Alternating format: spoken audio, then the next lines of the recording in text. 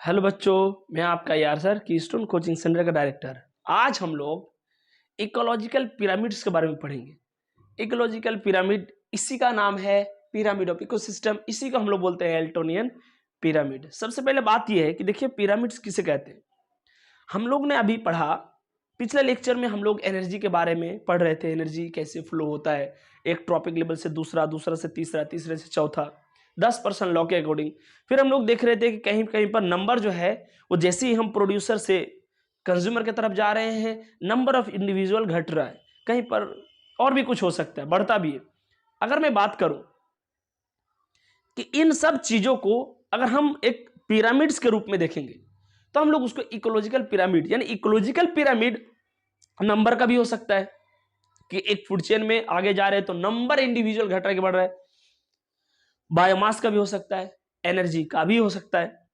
देखिए ecological pyramids के बारे में इसको दिया है चार्ल्स एल्टन ने, इसीलिए इसका नाम है एल्टोनियन पिरामिड बोलते हैं। Geographical representation of some ecological parameters like number, energy, biomass. बोले geographical representation of some ecological parameters, कुछ इकोलॉजिकल पैरामीटर जैसे कि नंबर का, बायोमास का, एनर्जी का ज्योग्राफिकल रिप्रेजेंटेशन को ही हम लोग इकोलॉजिकल पिरामिड बोलते हैं। यानी इकोलॉजिकल पिरामिड हमें इंफॉर्मेशन देगा।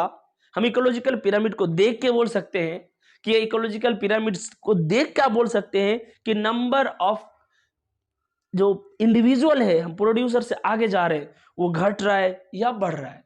अब बहुत सारा इंफॉर्मेशन इससे पता कर सकते हैं। चलिए हम लोग देखते हैं। जैसे एक एग्जांपल के तौर पर अगर मैं बोलूं ये ग्रास लैंड इकोसिस्टम है, ग्रास लैंड इकोसिस्टम है, ये ग्रास है, ये रैबिट है, ये उल्फ है, ये लायन है। ग्रास को खाएगा रैबिट, रैबिट को खाएगा उल्फ, उल्फ को खाएगा लायन। अगर मैं बात करूं यहां पर कि अगर 1000 ग्रास होगा तो 1000 ग्रास को खाने के लिए हमें कम से कम 100 रैबिट चाहिए। एक एग्जांपल है, 100 रैबिट को 10 उल्फ खाएगा और 10 उल्फ को एक लायन खा रहा है। अब कुछ चीज नोटिस कर रहे हैं, हम जैसे प्रोड्यूसर से कंज्यूमर की तरफ बढ़ रहे हैं, टॉप कंज्यूमर की तरफ, यहां पर नंबर कम हो रहा है इंडिविजुअल का। यहां 1000 को खा रहा है 100, यहां 100 को खा रहा है 10, यहां 10 को खा रहा है 1, यानी नंबर घट रहा है। क्या घट रहा है? नंबर। उसके बाद देखिए अगर मैं एनर्जी का बात करूं तो एनर्जी आपको पता होना चाहिए, मैक्सिमम एनर्जी प्रोड्यूसर के पास अकॉर्डिंग टू लिंडमैन, इसके पास हाईएस्ट एनर्जी है। फिर इसका 10% इसमें आएगा, इसका 10% इसमें, इसका 10%। अगर मैं बोलूं 1000 ग्रास के पास 100 किलो कैलोरी एनर्जी है तो इसका 10% 10 किलो कैलोरी, 100 के पास 1 किलो कैलोरी 10 के पास, और इसके पास इतना। अगर मैं बायोमास की बात करूं, देखिए एनर्जी भी घटा, नंबर ऑफ इंडिविजुअल भी घटा, जैसे हम टॉप कंज्यूमर की तरफ आए। अगर मैं बोलूं बायोमास, बायोमास मतलब आपको यहां ध्यान रखना इकोलॉजी में ड्राई वेट, फ्रेश वेट नहीं, यानी पूरा वेट में से वाटर लॉस कर दीजिए, वाटर माइनस कर दीजिए, उसके बाद जो बचेगा वही होगा ड्राई वेट। यहां अगर मैं बोलूं 1000 ग्रास का 120 केजी है, 100 रैबिट को अगर मैं ड्राई करूंगा 80 केजी निकलेगा, 10 उल्फ को अगर ड्राई करेंगे 60 केजी निकलेगा, एक लायन को ड्राई करेंगे 20 केजी निकलेगा। ये ड्राई वेट है, कंफ्यूज नहीं होना है। फिर यहां क्या बोल रहा है, to get a stable ecosystem 6 million grass should be present for 3 top consumer. क्या बोल रहा है, 6 मिलियन घास पर अगर 3 कंज्यूमर है तब तो आपका इकोसिस्टम स्टेबल है। यानी स्टेबल हेल्दी इकोसिस्टम के लिए आपको 60 लाख, कितना लाख, 60 लाख घास में 3 गो टॉप कंज्यूमर होना चाहिए। इससे कम में हो रहा है तो सोचिए आपका इकोसिस्टम स्टेबल नहीं, यानी 6 मिलियन ग्रास में 3 टॉप कंज्यूमर। अब देखिए हम लोग यहां पर समझेंगे शेप्स ऑफ पिरामिड्स को, यानी अब हम लोग असल में पिरामिड को स्टार्ट कर रहे हैं। यहां पर हम लोग पिरामिड्स के बारे में सिर्फ इंफॉर्मेशन ले रहे थे। पिरामिड 2 प्रकार का होगा, या तो उल्टा होगा या तो सीधा होगा। उल्टा रहेगा तो इन्वर्टेड, सीधा रहेगा तो अपराइट। देखिए पिरामिड में हमेशा नीचे की तरफ आपको प्रोड्यूसर को लिखना है। ये चीज रट लो, दिमाग में भर लो, हर कोना में दिमाग का फिट कर लो। ऑलवेज नीचे, नीचे में नीचे बोल रहा हूं, इसका नीचे ये है, ज्यादा खोपड़ी नहीं लगाना है। हमेशा नीचे आपको, हमेशा आपको नीचे जो है आपको रखना है प्रोड्यूसर को। किसको? प्रोड्यूसर को हमेशा नीचे रखना है इस जगह में। फिर उसके बाद प्रोड्यूसर यहां, क्योंकि हमारा फूड चेन ही प्रोड्यूसर से स्टार्ट होता है, उसके बाद फिर कंज्यूमर, कंज्यूमर, कंज्यूमर आगे जाएगा। उसी तरह यहां भी आपकी एनसीईआरटी अपराइट पिरामिड को यानी इस प्रकार का पिरामिड को कुछ ऐसे दिखा रहे हैं। कोई बात नहीं, ये T1, T2, T3, T4 top, यानी producer, primary consumer, secondary consumer, tertiary consumer, top consumer, कोई दिक्कत नहीं। अगर हम लोग देखें तो हमारा पिरामिड में पिरामिड ऑफ नंबर, यानी अभी हम लोग नंबर का पिरामिड पढ़ने जा रहे हैं। यहां हम लोग तीन चीज देखे, एनर्जी, बायोमास, नंबर। हम लोग अभी सिर्फ जो भी फूड चेन लेंगे उसमें सिर्फ और सिर्फ हम लोग नंबर पर फोकस करेंगे, इंडिविजुअल्स का। क्या देखना है? सिर्फ नंबर। अब नंबर देखना हम एक्वाटिक इकोसिस्टम में भी देख सकते हैं, नंबर हम ट्री इकोसिस्टम में भी देख सकते हैं, नंबर हम ग्रासलैंड इकोसिस्टम में भी देख सकते हैं, कहीं भी हम नंबर को ऑब्जर्व कर सकते हैं। तो एक एक करके हम लोग अभी सिर्फ पिरामिड ऑफ नंबर को समझेंगे। सबसे पहले हम लोग ले रहे हैं ग्रासलैंड इकोसिस्टम। ग्रासलैंड इकोसिस्टम में नंबर ऑफ इंडिविजुअल क्या होगा वो हम लोग देखेंगे, जो कि हम लोग देखे 1000 ग्रास पे 100 रैबिट, 100 रैबिट 10 वुल्फ, ये एग्जांपल के तौर पे। यानी जैसे हम प्रोड्यूसर से कंज्यूमर की तरफ जा रहे हैं तो नंबर घट रहा है, यानी पिरामिड कुछ ऐसा ही बनना चाहिए। 1000, 100, 1, 100, 10, 1, ये हो गया आपका pyramid of number in grassland. Grassland में नंबर्स का पिरामिड, इंडिविजुअल का कितना नंबर है, ये अपराइट इकोसिस्टम, ये आपका पिरामिड बन रहा है। एनसीईआरटी के अकॉर्डिंग ये नॉर्मल सब बना सकते हैं। Primary consumer, sorry primary producer, primary consumer, secondary consumer, tertiary consumer, 1000, 100, 10, 1, T1, T2, T3, T4। तो बच्चों ध्यान रखना है आपको, पिरामिड ऑफ नंबर हम लोग वहां पर सिर्फ नंबर पर फोकस करेंगे। अगर मैं बात करूं ट्री इकोसिस्टम में, आपको कई बार बताया गया है, कुछ चीजें हैं बार बार बोलने का नहीं है, दिमाग में रखना है, नहीं तो क्वेश्चन गलत हो जाएगा। यह है कि देखिए, अगर ट्री इकोसिस्टम का अगर मैं बात करूं तो आपको माइंड में रखना है कि T1 में हमें ट्री रखना है, यानी ट्री से स्टार्ट करना है। किससे स्टार्ट करना है? ट्री। जब हम ट्री से स्टार्ट करेंगे तो ट्री को खाएगा बर्ड, बर्ड को खाएगा पैरासाइट। एक ट्री में 100 बर्ड, 100 बर्ड में 1000 पैरासाइट। ये फिक्स्ड नहीं है, बट आपको एक आइडिया होना चाहिए कि एक ट्री रहेगा तो उसके ऊपर ज्यादा बर्ड रहेगा, उससे ज्यादा एक बर्ड में पैरासाइट रहेगा। तो देखिए, अगर मैं बात करूं इसका, तो देखिए प्रोड्यूसर कम है, कंज्यूमर ज्यादा और ज्यादा, यानी कुछ उल्टा बनने जा रहा है, यानी नीचे कम, ऊपर ज्यादा, ऊपर और ज्यादा, यानी ये हो गया आपका इन्वर्टेड पिरामिड। कौन सा पिरामिड? Inverted pyramid. सवाल कैसे आएगा? सवाल ऐसे आएगा, ट्री इकोसिस्टम का नंबर का पिरामिड बोलिए, तो आपको बोलना है उसका बनता है इन्वर्टेड पिरामिड। कैसे बनता है? Inverted pyramid. चलिए इसको आप ऐसे लिख सकते हैं, कोई बात नहीं। पैरासाइटिक फूड, अगर हम पैरासाइटिक फूड चेन का बात करेंगे तो वहां पर जो है आपका हमेशा pyramid of number always inverted होगा।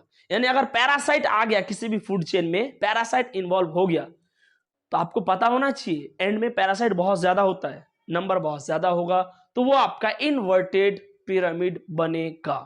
चलिए अगर मैं बात करूं यहां पर एक्वाटिक इकोसिस्टम में, जैसे सी एक्वाटिक इकोसिस्टम का अगर मैं बात करूं, 5000 फाइटोप्लैंक्टन्स उसमें टिका हुआ है, 30,000 जूप्लैंक्टन, उसमें 8000 यानी 8000 स्मॉल फिश, उसको 3 लार्ज फिश खा रहा है।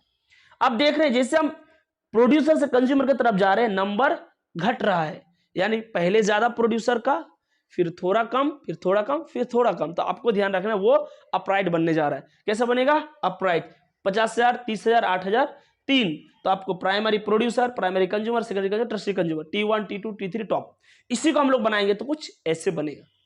तो आपको ध्यान रखना है, हम लोग जो पिरामिड में पढ़ रहे हैं ये बहुत कंफ्यूजिंग वाला टॉपिक नहीं है, ये आसान है, लेकिन अगर आप रटने का कोशिश कर रहे हैं तो फिर मुश्किल हो जाएगा ये, क्योंकि कौन सा केस में कैसा किसका मांग रहा है, कभी एनर्जी, कभी नंबर, कभी बायोमास, जब तक आप उसको समझ के नहीं कीजिएगा आपका क्वेश्चन गलत होने का बहुत चांस है। मैक्सिमम बच्चा गलती कर देते सब में। जैसे माइंड में आएगा ट्री को सिस्टम, ट्री को नंबर 1 में रखना है, इस प्रकार से जब आप खुद बनाते हैं तब आपका क्वेश्चन सही हो जाता है, तब आपका आंसर सही होगा, फिर आपको नंबर मिलेगा, नहीं तो नंबर कट जाएगा। तो बच्चों पिरामिड अभी हम लोग मानिए स्टार्ट ही किए हैं, ये लेक्चर पिरामिड चलेगा, इसका आगे लेक्चर भी पिरामिड ही चलेगा। आप लोग सबसे पहले इसको नोट डाउन कीजिए, उसके बाद फिर हम लोग पिरामिड्स के बारे में कुछ और चीज इसका सेकंड पार्ट में अभी जस्ट देखेंगे। सबसे पहले इसको नोट कीजिए। हाँ बच्चों, आप लोग नोट कर चुके होंगे। और देखिए हम लोग यहाँ पर इकोलॉजिकल पिरामिड में हम लोग नंबर वाला पढ़ रहे हैं, और इस वक्त हम लोग इकोलॉजिकल पिरामिड का नंबर और एनर्जी ये दोनों को खत्म कर रहे हैं। सबसे पहले सुनिए, फॉरेस्ट इकोसिस्टम में हम लोग नंबर देखेंगे। यहाँ बात कर रहे हैं हम लोग अगर फॉरेस्ट इकोसिस्टम का, तो देखिए फॉरेस्ट इकोसिस्टम में ट्री भी होगा, सर्ब्स भी होगा, हर्ब्स भी होगा, ठीक है। इसको खाएगा प्राइमरी कंज्यूमर, प्राइमरी कंज्यूमर को खाएगा सेकेंडरी कंज्यूमर, सेकेंडरी कंज्यूमर को खाएगा टॉप कंज्यूमर। तो ध्यान रहे अगर 100 मानेंगे 100 से 10, 10 को खाएगा 2, 2 को खाएगा 1, यानी हमेशा ये अप राइट पिरामिड बनेगा। देखिए ध्यान रहे अगर फॉरेस्ट इकोसिस्टम बोले तो आपको ये सबको साथ में लेके भी चलना है। उसके बाद ये AIPMT में ये 2010 में ये सवाल आया हुआ भी है। उसके बाद अगर मैं देखूं आपको tree dominating ecosystem, tree dominating, फिर देखिए ट्री को पॉइंट आउट कर रहा है, ट्री डोमिनेटिंग इकोसिस्टम ट्री को पॉइंट आउट करेगा तो फिर वही ट्री बर्ड पैरासाइट।